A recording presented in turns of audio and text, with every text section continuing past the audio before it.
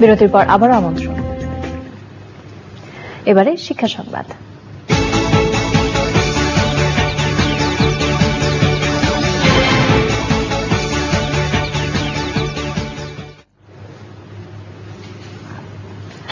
জীবনের তাগিদে আর সংসারের প্রয়োজনে নিজের গ্রাম ছেড়ে বাইরে গেলেও অবসরের পর আবার ঠিকই গ্রামে ফিরে আসেন দেওয়ান তারটিয়া গ্রামের সন্তানরা। চিকিৎসা সেবা আর উন্নত জীবনমান না থাকলেও এলাকাকে শিক্ষায় আলোকিত করতে ফিরে আসার কথা জানালেন গ্রামের মুরব্বীরা। মনির হোসেনের তোলা ছবিতে দেওয়ান তারটিয়া গ্রাম নিয়ে মোস্তফা মল্লিকের ধারাবাহিক রিপোর্টের আজ দ্বিতীয় পর্ব। এলজিআরডি অ্যান্ড কোঅপারেটিভের ডেপুটি রেজিস্ট্রার সৈয়দ আব্দুর রশিদ 1999 সালে অবসরে যাওয়ার পর ফিরে আসেন নিজ গ্রাম দেওয়ান তারটিয়ায়।